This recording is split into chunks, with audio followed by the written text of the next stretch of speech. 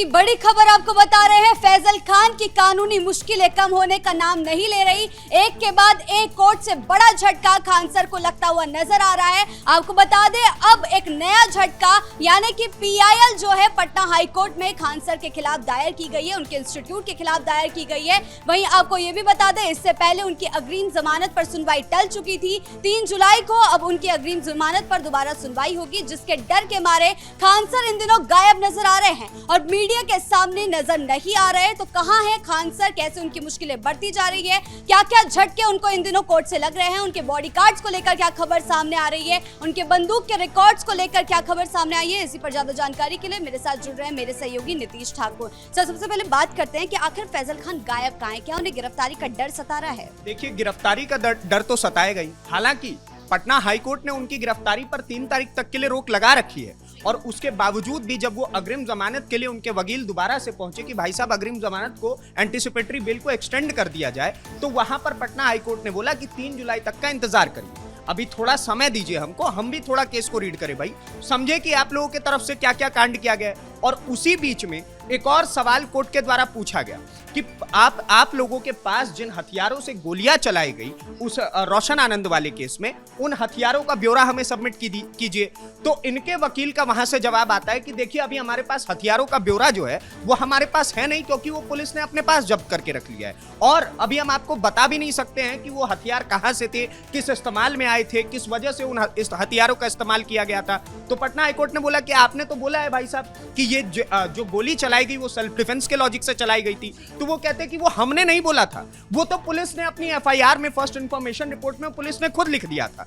तो आप समझिए कि अपने ही जवाबों पे कितना ज्यादा इस वक्त खान सर के वकील खुद फंस रहे हैं। दूसरी तरफ अगर खान सर की बात की जाए तो जो खान सर आए दिन मीडिया के माइक के सामने घूमते रहते थे, आए दिन इंटरव्यूज दिया करते थे, चाहे उनके भाई की शादी हो, उनकी शादी हो, अपनी शादी वाले दिन भी वो शांत नहीं बैठे थे। अपनी शादी वाले दिन भी वो खड़े होकर के लोगों को बता रहे थे कि देखिए मैंने फलाने इतने बच्चों का भोजन करवाया है। तो इस प्रकार के पीआर गेम करने वाले खान सर जो लगातार मीडिया के सामने रहते थे, अब वो मीडिया के माइक को देख करके तिलमिला जा रहे हैं। खान सर हैं कहाँ किसी को नहीं पता है। और अभी हाल ही में कुछ दिन 4-5 दिन पहले ही एक निजी चैनल के पत्रकार वहां पर पहुंचे हुए थे जब खान ग्लोबल स्टडीज के कोचिंग सेंटर में आग लगी थी मुसल्लमपुर हाट में। तो वहां पर जब वो लोग पहुंचते हैं और रिपोर्ट करने की कोशिश करते हैं, तो जैसा कि खान सर के लोगों के ऊपर पहले भी आरोप लगा है कि भाई साहब उनके लोग मुसल्लमपुर हाट के अंदर एक गुंडागर्दी वाला पैटर्न यूज करते हैं, तो उसी प्रकार से उस पत्रकार के साथ भी उनके खान सर के जितने भी लोग हैं, फैजल खान के जितने भी लोग हैं, वो सभी के सभी गुंडागर्दी करते हैं। उनको बोलते हैं कि आप कैमरा नीचे कर दीजिए, आप कैमरे को बंद कर दीजिए, हम आपको शूट नहीं करने देंगे। आप है कौन जिनसे हम जो आप हमारे यहाँ पर आकर के रिपोर्ट करेंगे? आप किस लॉजिक से बोल सकते हैं कि आग लगाने में हमारा हाथ है? तो इस प्रकार की बातें लगातार मीडिया वालों के साथ बदतमीजी करना वो बार बार कैमरों पर दिख रही है। लेकिन इस बीच पीआईएल दायर किया गया है और कहा गया है कि वो कानूनी प्रावधानों, जो कानूनी गाइडलाइंस होती है उसके खिलाफ उनका कोचिंग इंस्टीट्यूट चल रहा था और बाकी कोचिंग इंस्टीट्यूट के खिलाफ भी यह याचिका दायर की गई है। बिल्कुल, ये याचिका जो दायर की गई है वो कौशलेंद्र नारायण जो कि पटना हाईकोर्ट के एक वकील हैं, उन्होंने ही वो पीआईएल दायर की है और उसमें उन्होंने बताया है कि देखिए बिहार के अंदर कई सारे ऐसे प्राइवेट कोचिंग इंस्टीट्यूट्स चल रहे हैं जो एक कोचिंग इंस्टीट्यूट कम और माफियाज इंस्टीट्यूट की तरह ज्यादा काम कर रहे हैं। गुंडागर्दी उनके अंदर ज्यादा भरी पड़ी है और वही चीज वो लोग बार बार अपनी चीजों में दिखा भी रहे हैं। जैसा उन्होंने सबसे बड़ा एग्जांपल हाल ही में फैजल खान का दिया कि कैसे उनके कोचिंग इंस्टीट्यूट के बाहर एक मामूली सा विवाद होता है और उस पर फैजल खान अपने ईगो के चक्कर में गोली चलवा देते हैं। और उसके अलावा सबसे ज्यादा इस पीआईएल में अगर किसी को घेरा गया है तो वो खान सर ही है। और उन्होंने खान सर के बारे में ही बताया कि अगर उनके कोचिंग इंस्टीट्यूट को अगर ठीक तरीके से देखा जाए तो लखनऊ में तो उनके कोचिंग इंस्टीट्यूट के ऊपर ताला लटकाया गया। उसके अलावा बिहार के अंदर भी जितने भी उनके कोचिंग सेंटर्स बने हुए हैं, चाहे वो मुसल्लमपुर हाट का कोचिंग सेंटर हो या फिर अन्य इलाकों का जो पटना में बना हुआ है, उन सभी के ऊपर भी ताला लगना चाहिए, क्योंकि वहां पर फायर सेफ्टी के कोई इंतजाम नहीं है। और बार बार फायर सेफ्टी को लेकर के सवाल इसलिए भी उठ रहे हैं क्योंकि बार बार कोचिंग सेंटर्स में आग लगती है और कई बच्चे अपनी जान गंवा देते हैं। और उसके अलावा उन्होंने कहा कि भाई साहब वहां पर जितनी भी सरकारी गाइडलाइंस बताई गई हैं उन सबके ऊपर ना खान सर ने काम किया है और उनके जैसे और भी कई कोचिंग माफियाज हैं जो काम नहीं कर रहे हैं। तो इसी चीज के ऊपर वो पीआईएल दायर की गई है और उसी के ऊपर 2 तारीख को सुनवाई होने वाली है और उसके बाद आगे आने वाले समय में पता लगेगा कि हाईकोर्ट इसके ऊपर क्या जवाब देता है। और जो कौशलेंद्र नारायण है उन्होंने एक और बहुत बड़ा जो एक आप समझिए ब्लेम लगाया खान सर के ऊपर, वो ये है कि उनके जितने भी कॉन्टैक्ट्स हैं उनके लिंक जो हैं वो आतंकवादियों के साथ हैं, टेररिस्टों के साथ हैं। उन्होंने एक ये निजी चैनल के इंटरव्यू में बताया और उसमें उन्होंने बताया कि इनके कॉन्टैक्ट्स बाहर विदेशी आतंकियों के साथ भी हैं और ये आतंकी सोच के साथ ही बिहार के अंदर काम कर रहे हैं। खान सर है नहीं बिहार के, हैं ये उत्तर प्रदेश के और बिहार के अंदर आकर के क्या करना चाहते ये किसी को समझ नहीं आ रहा है। सर 4 रुपए से 4 करोड़ कमाने वाले खान सर के ऊपर मतलब कई खबरें सामने आ रही है, लेकिन इस बीच सम्राट सरकार भी एक्शन मोड में दिखाई दे रही है। उनके बैंक खातों पर नजर रखी जा रही है, कोर्ट से उन्हें झटके पर झटका लगता जा रहा है। क्या वो अब सामने आएंगे या फिर यूं ही गायब हो जाएंगे? देखिए, गायब होना खान सर के लिए कोई नई बात नहीं है। उनका एक वीडियो इससे पहले भी वायरल हो चुका है जिसमें वो बोलते हैं कि देखिए हम तो इस प्रकार से फरारी काट रहे थे, कैसे फरारी काटनी होती है वो अपने स्टूडेंट्स को ये सिखा रहे हैं। आप समझिए कि एक शिक्षक का काम क्या होता है कि वो कानूनी चीजें ही अपने बच्चों तक पहुंचाए और बताए कि भाई साहब अगर आपके खिलाफ कोई एफआईआर हुई भी है तो आप पुलिस के सामने जाकर के पेश होइए। लेकिन खान सर वहां पर क्या कर रहे थे? खान सर वहां पर इस प्रकार की हरकत कर रहे थे कि वो अपने बच्चों को बता रहे थे कि देखो मैं फलाना रूट से वृंदावन चला गया था, मैंने अपना जो फास्टैग कटता है गाड़ी पे से उससे जो स्कैन हो जाता है वो फास्टैग उखाड़ करके हटा दिया था।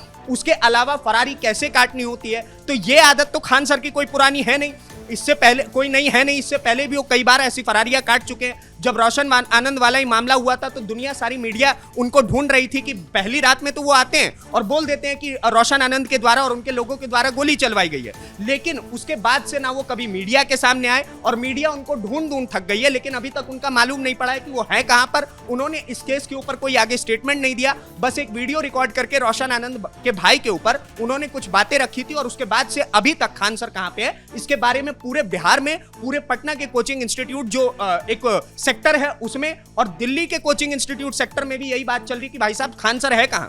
हालांकि इस बीच में यह भी हुआ था कि दिल्ली के अंदर वो एक मीटिंग रखने वाले थे और पीआर का काम जो खान सर का शुरुआत से रहा ही है, उस पीआर को संभालने के लिए वो मीटिंग होने वाली थी, लेकिन उस मीटिंग को ही खुद कई सारे इंस्टीट्यूशन के टीचर्स ने आकर के उसको बोला कि हम इसका बॉयकॉट करते हैं, हम आपके गुलाम नहीं है, हम बच्चों को पढ़ाने आते हैं, हम बच्चों को सिखाने आते हैं, हम उनके गुरु हैं, हम आपके लिए काम नहीं करते हैं। और इसी वजह से खान सर चाहे वो उनके खुद के टीचिंग सेक्टर में हो वहां पर बदनाम होते चले जा रहे हैं, कोर्ट के अंदर भी उनको झटके पे झटका लगते जा रहा है, मीडिया के सामने उनकी बदनामी खुल करके सामने आ रही है कि मीडिया के साथ उनके लोग, उनके गुंडे किस प्रकार से बर्ताव करते हैं और बच्चे तो उनके बारे में क्या क्या बोलते हैं। तो हमने बार बार अपने कैमरे पे दिखाया कि खान सर को लेकर के उनके खुद के स्टूडेंट्स बोलते हैं कि वो लड़कियों को केवल और केवल ये बताते हैं कि सुंदरता कैसी रखी जाए और लड़कों को हेयर कट सिखाते हैं, लेकिन बात सिर्फ अब एक इंस्टीट्यूट की नहीं रही, बात पूरे प्राइवेटाइजेशन की आ गई है। प्राइवेट माफिया जो कोचिंग माफिया चल रहा है उनकी आ गई है, उन्हीं की जांच पड़ताल चल रही है, सारे कोचिंग सेंटर्स की जांच पड़ताल चल रही है। ऐसे में कई एक्शन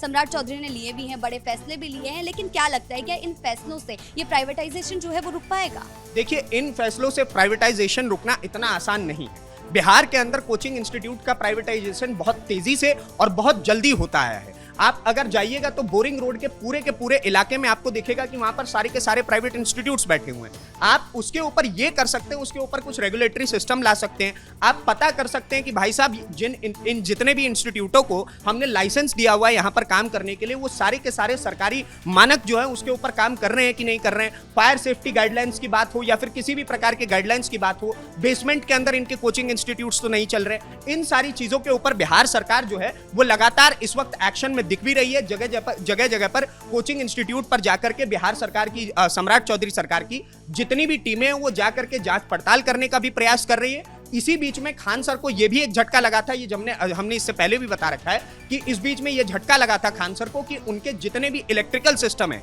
मुसल्लमपुर हाट वाले इंस्टीट्यूट में, वहां पर भी उनको बोला गया था कि आप इस इलेक्ट्रिक सिस्टम के ऊपर दोबारा से काम करवाइए वरना यहां पर आग लगने के चांसेस है भी, और उसके 4 दिन के भीतर ही वो आग भी लग गई थी। तो इस प्रकार के एक्शंस तो दिख रहे हैं हालांकि सम्राट चौधरी सरकार के, और आने वाले दिनों में ये एक्शंस और तेज हो सकते हैं। ये भी देखने को मिल सकता है कि कई बड़े बड़े जो कोचिंग इंस्टीट्यूट या फिर जो कोचिंग माफिया बैठे हुए हैं उनके कोचिंग सेंटर्स के ऊपर ताले भी लटके हुए नजर आए, क्योंकि ये लोग कहीं ना कहीं बहुत बड़े बड़े ब्लंडर्स कर रहे हैं और अब वो सरकार की निगाहों में आ चुका है। लेकिन खान सर की अग्रिम जमानत जमानत को लेकर सुनवाई बार बार टाली जा रही है। 3 जुलाई को अब अगली सुनवाई होनी है। क्या लगता है इस दौरान उनकी गिरफ्तारी तय हो सकती है?